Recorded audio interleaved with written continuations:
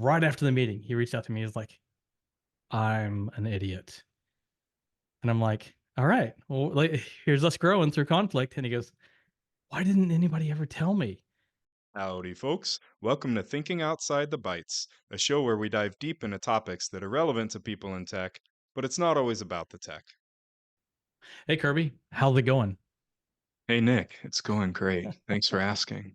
Uh, Quite intense. That's quite an uh, intense intro. well, I'm thinking about conflict. Are you think? Dang it, Nick, why are you thinking about conflict so much? It's just a topic Since- that's on my mind. Dude, like, come on, man. Like, that's all you think about is conflict. You need to knock that knock that off. Today's episode of Thinking Outside the Bytes is all about conflict. Nick and I discuss why it's so important to confront situations head on and how to do so in a healthy and productive way. But I used to work with a guy, um, and in fact, he's in a leadership role, like engineering leadership, and he'd make these awful remarks. And so I went to the guy and I go, "Listen, man, I don't know if you know this, but you make some of these off-color jokes in these meetings, and if you watch the Zoom channel, like if you watch these people, everybody just the whole temperature changes in the room." I said, "Are you aware of that?" I said, tell me what you think about what I'm telling you, because I'm not trying to beat on you and tell you how horrible of a person you are. I'm just trying to make you aware that you change the temperature. You're in leadership. You're saying these things. It's impacting people. Like, oh, what are you talking about? Oh, I don't. That's not. No, this is just. And I'm like, okay, listen, I'm just bringing this up to you.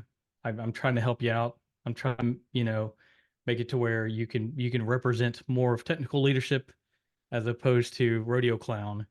Want you to be effective here. That's how we're going to work together. This is, we're doing this project together. Ah, I don't do these things. I said, okay, do me a favor, please. Just if anything, if you're not going to listen to me, do me one favor. Next time you're in a room, Zoom room, and you make these jokes, if you're aware, just evaluate the room and see if you can tell through empathy what people's faces are telling you. And Sharpie did, and of course went down, just like poop in a punch bowl, right? These jokes, awful. And right after the meeting, he reached out to me. He's like, "I'm an idiot," and I'm like, "All right, well, like, here's us growing through conflict." And he goes, "Why didn't anybody ever tell me?" But it was amazing because no one had throughout his entire career. He's been like this whole time, and is just took this one time of like deciding to go, I'm going to approach conflict, and it's probably going to make things uncomfortable, and it's going to be weird, but it inevitably helped this individual grow out of this crummy spot that they were in. Did the person actually make the improvements they set out to make? Prior to it, people would just kind of like go, okay, thanks for the meeting, that was great. But you saw people get more involved, and so like that's technical leadership. It- it's funny that fear of conflict though is real, but I've had similar experiences when you raise something with somebody. It's funny how clueless we all are Yeah. about the impact of the things we say and our body language and thing. I remember a time I was interviewing for a role, and we had this candidate who was really sharp, like super nice guy. And but he didn't do very well in the interviews, Mm. and the reason was kind of silly. Like he was playing on his phone, like during the interview. So, you know, but like he would get a notification and he would look at it and like interact with that notification. Mm. And I actually ended up talking to this candidate afterwards, and he's like, "Can you tell me what went wrong? I thought it was, I thought it was going well." And I did actually. I'm like, you got to understand, like this is your window of time with people, and how Yeah. they perceive you in that time matters a lot. And he was super appreciative actually of that fee. He ended up getting a job at Google and or one of those kinds of companies. And I remember him, he actually reached out to me afterwards and goes, "Thank you so much for Huh. that." Wow. Because he Wow. was totally, he didn't even think about it. Like it didn't even occur to him that was a problem. And had I not raised that, he might have struggled more. And so it is funny how, especially when you approach that conflict in the right way, Yeah. better, like good results come out of it. Not always, but Yeah. it could So be. not a, Yeah. Well, I was gonna ask, have you had a case where you've had a bad conflict? Most days, actually. No. Yeah, I think in general, when I do tend to welcome conflict a little too much, I don't want to make it, but I am welcome to like going, hey, I don't agree. Can you help me understand where you're coming from? One case, it was like in a meeting, and we were sitting around, and I had to, and I did this wrong. I this is the ding on me is I was leading this initiative. I was a manager and architect over these teams, which is doing too much anyway. It was kind of an unhealthy environment, so to speak. And an individual had promoted a lot of their own personal work into the software we were writing, and it caused a lot of issues. A lot of issues with my engineering teams. It caused a lot of issues, interpersonal issues, because a lot of people kind of had this bitterness and kind of like just disdain for someone trying to kind of push their own work at work. It's just, kind of created a really weird environment. So instead of going to the individual directly, which I should have done, I decided it was late night. When you used to do deployments overnight, those are awful. And we were all sitting around this table, filled with cans of Red Bull and empty pizza boxes. Everybody was tired. So first off, it wasn't dealing with conflict in the inappropriate time. So timing is important. We were all tired. And then dealing with it one on one first and trying to address it, and then trying to bring somebody else to help, I think is a good kind of workflow. Because the goal here is we want to move things forwards. We don't want to attack the individual. We want to attack the problem in an ideal way. And I brought this in a very abrasive way to this individual in this team meeting. He was just sitting there and he's just taking it, and people were yelling at him. And I started that. I came at him and was like, "Hey, this is not the way we need to write software here. This is, and I was trying to be altruistic, but I was worn out."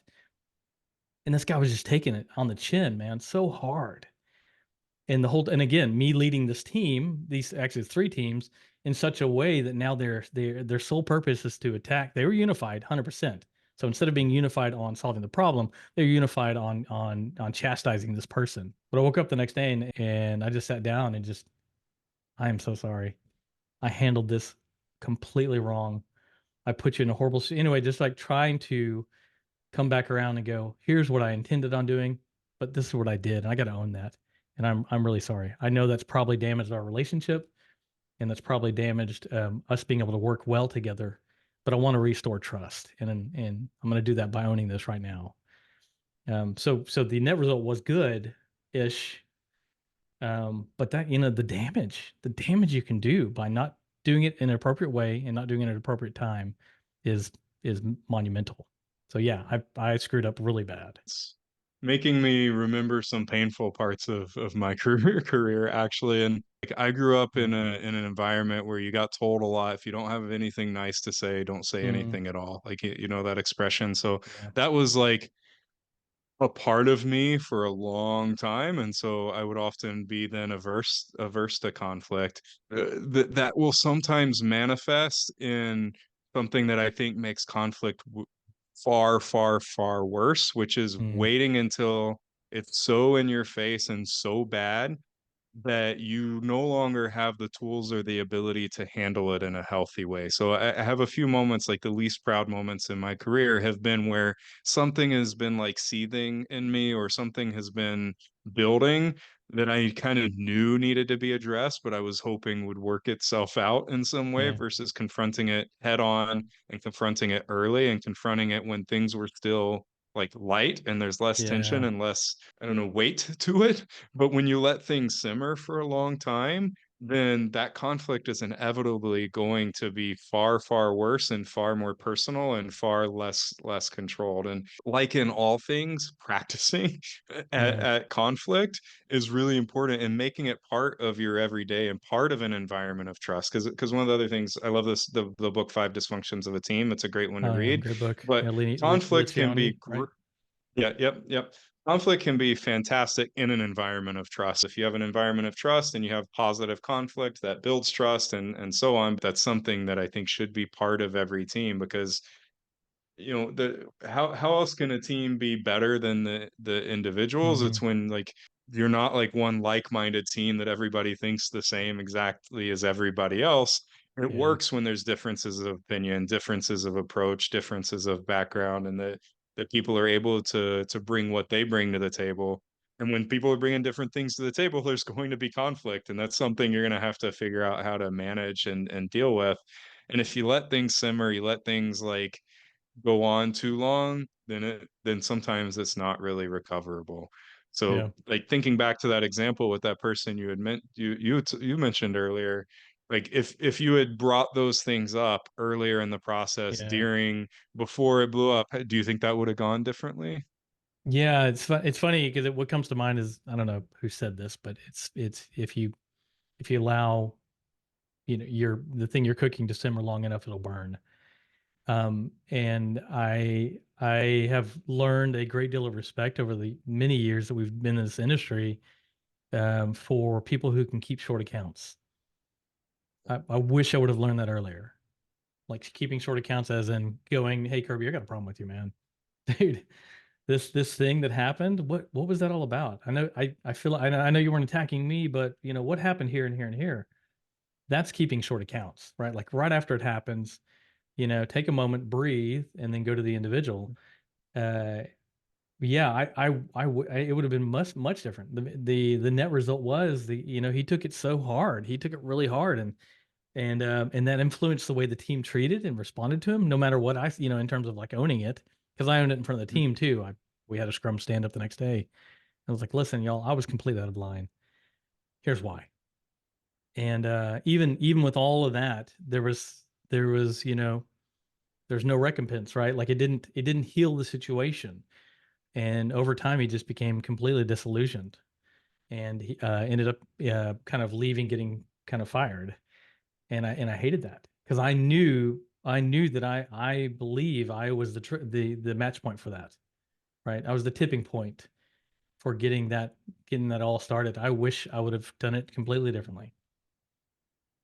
Really, the more I reflect on it, the more I think avoiding the hard conversations are where almost all of my regrets in my career have Mm, been. Either yeah. because I like, especially as like a manager of teams, like another example, we had this engineer that was really causing disruption for the other engineers on our team and really kind of creating an environment which nobody was happy. And that's my responsibility as a Mhm. leader of team, is making sure that people are engaged together positively. Of course, you're not always happy all the time. Yeah. That's not my responsibility, but making sure that it's at least a healthy environment is. And yeah, that was another situation where just let it simmer too long. And guess what? Good people were not enjoying coming into work every day. Yeah. And had I confronted that earlier on, they would have. So conflict is hard. Like you said, it comes naturally to you. So what do you have to share that makes that easy for you? That somebody who maybe has a hard time having that initial conversation, bringing something up with somebody, especially maybe if it's somebody that's higher up in the company than they are, or they're nervous about, or who maybe Mhm. like creates problems for their team. Those are people sometimes are hard to bring things up with. Do you have any advice for people? Yeah, I would say it begins with putting your pride down, laying your pride down. Also considering others greater than yourself. This may not always be the case, but the majority of the times when you've got a conflict with somebody, it's often energized or powered by expectations not being met, differing of opinions. Maybe there was an offense that occurred. Who knows? Or all three. And I think that one of the things we can do to best serve ourselves, definitely, but to serve other people in conflict, is to stop thinking so highly of our opinions, stop holding so tightly to our quote unquote hurt, right? So being able to put that aside in favor of trying to come to a resolution, because we've all been there, right? Like someone has said something just off color to us, maybe, or we even have like said something and just like, quick stab to the side, and all of a sudden inside you're like, man, there's discord. Like, why do I feel this way? I just kind of feel yucky when I'm around that person. I kind of just want to like get away, or I just don't want to look at them in their eyes. Like that's unnatural. Like as a human, I need to be able to like engage with you and work with you.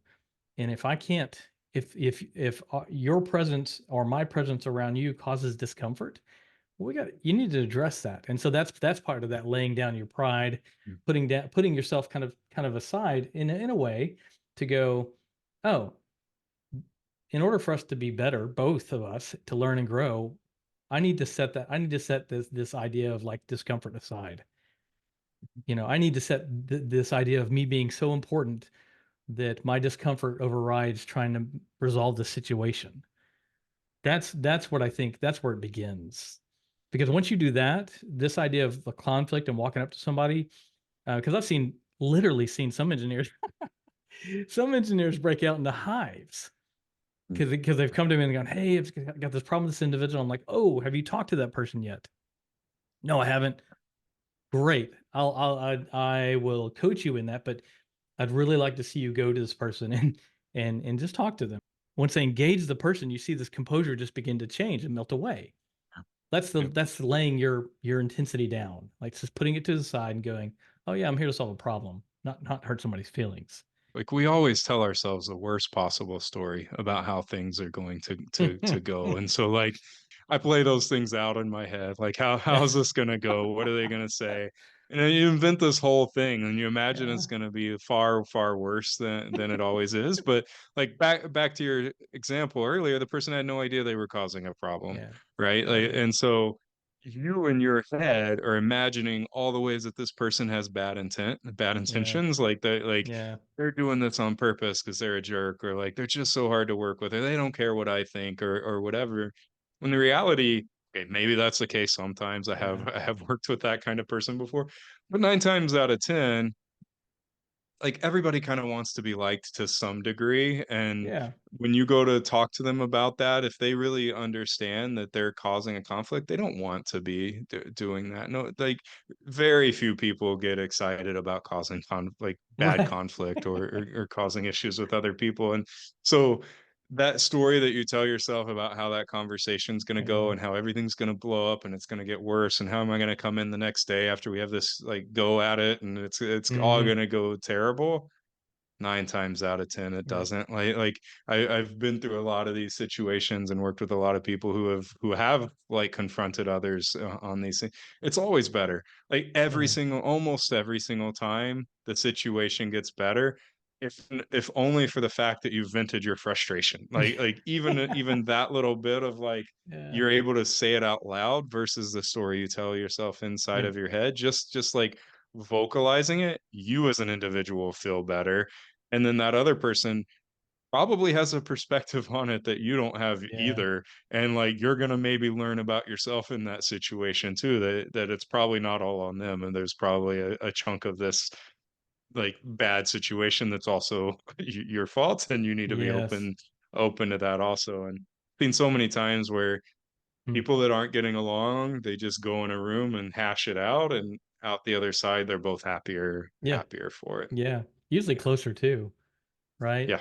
Yeah, Yes. it's awesome that you mentioned that because it's one of these aspects of dreading the unknown, right? Like that's where the dragons are, right? We know that in software, Yeah. like we don't want to go there because that's a weird spot and it's unknown, and Mhm. that's exactly what conflict is. Conflict's always an unknown. You're pouring your variables, your baggage into a situation that you've observed, and another person, you have no idea. And that's what I was going with, like, consider others greater than yourself, meaning this person could be going through a horrible time at home, could be dealing with all sorts of things. And that's why you come in humility and just go, hey, listen, when you said this didn't seem right. Would you help me understand kind of where you're coming from? And always assume that you could be wrong, right? Always take the posture, and I think that helps disarm you, as the person's getting nervous about bringing this up, and then it also disarms the individual, going, "Oh, they're not here to strike at me. They're here to talk." And it's funny, like, it requires a certain level of vulnerability on both people to be able to have that conversation, and one of the things that I found too is that vulnerability brings people closer together. It's very easy to put a protective layer around yourself, and if you keep that protective layer and you have conflict, you're gonna probably end up in a not great place, but when you make yourself vulnerable and you, like, our ears are open, people perceive that you're being vulnerable also, and you have the jerks that take advantage of it, but again, 9 times Right. out of 10, that vulnerability is going to bring you closer together, like Yeah. you said, if you're able to reach that point, because also that vulnerability creates trust, right? And when you have that trust with each other, conflict gets easier. Like, uh, I'm sure you've worked on a lot of teams where you can just say just things that would crush other people that have no impact on somebody because you have Yeah. so much trust with them, right? Like, Yeah. that code you just submitted is terrible. It looks awful. Like Yeah. why would you, like, if you're saying that in an environment of like total trust, or like, all right, Yeah. because like there's no weight behind it because they know you have that level of trust each other with each other, that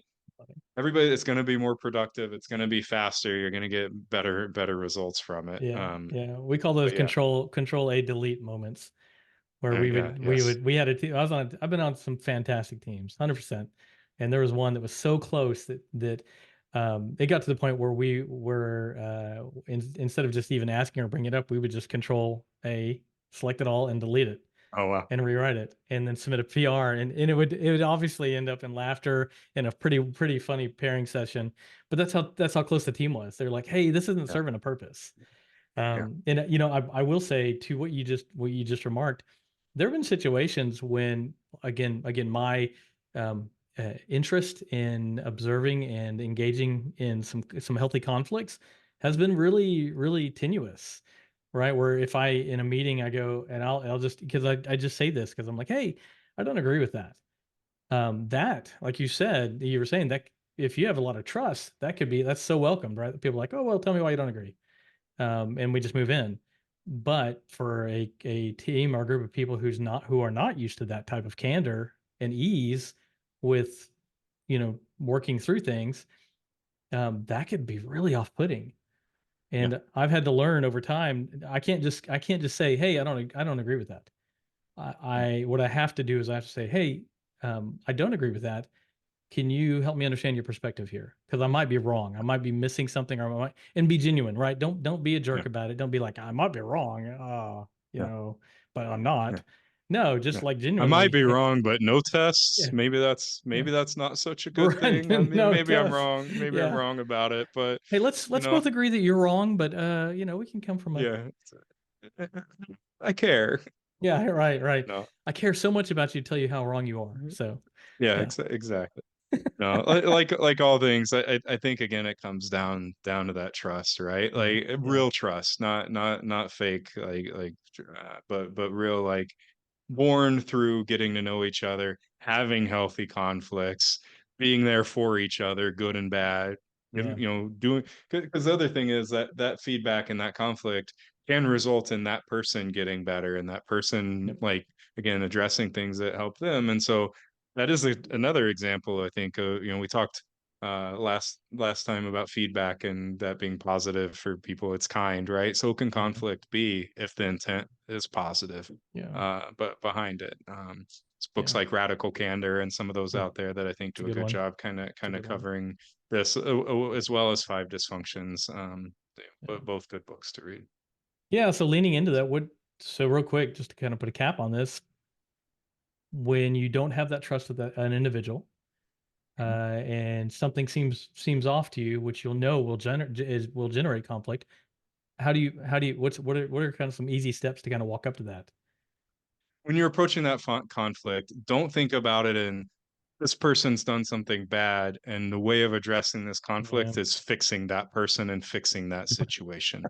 Like that might be what you think needs to happen walking into it, but if you Right. walk into it that way, you're going to end up with less trust on the other side of it. So, but if you walk into it Yeah. with an approach of, I want to understand better how we're in this situation where we have this conflict to begin with, and Yeah. see the perspectives of that and talk through it with that person, well, A, you've just disarmed them, right? Because people don't like to be confronted directly with, like, I got a problem with you and you're going to hear about it. Yeah. Like, if you Yeah. start the Yeah. conversation that way, wall goes up, Yeah. no Yeah. trust, no positive thing is going to come out of this conversation. But like, hey, I want to talk to you about something that matters to me, and I want to tell you, I want to get your thoughts on it. Mm. I don't maybe have the whole perspective. I'd love to get, your thoughts, and you're like approaching it with a seek to understand kind of mentality. Gonna go better for Yeah, sure. And so, but sometimes too, you just sometimes my advice might be the opposite on that. Like if somebody's just doing something super destructive that's causing major problems, you might need to shock them in yeah, that moment too, and be like, what you just did had a massive negative impact and we need to talk about it. Right? yeah, Like that's okay to do. I think depending on the level of extreme, yeah, extremeness about it. But I think it's also important to realize that everybody's different and people take feedback and criticism and other things differently from each other. And so again, the more you know somebody, the more you can adapt your style to that person. But it's yeah, always going to be hard. yeah. So that's good. So using empathy as a superpower, defaulting to wanting to understand as opposed to being right, I think Yeah. is great. And then approaching things in humility. I think it'd be difficult to cause, well, I think it'd be difficult to cause problems or make things worse if you always approach that kind of thing with humility. Um, because the worst case is they spit it back in your face, and you're like, okay, I tried, Yeah. and I'm better So for it. I learned something about this individual. yeah. Well, I think a way to think about it this way: if approaching it with humility doesn't work, nothing else is probably going to work anyway. That's good. Yeah, I like that. Yeah.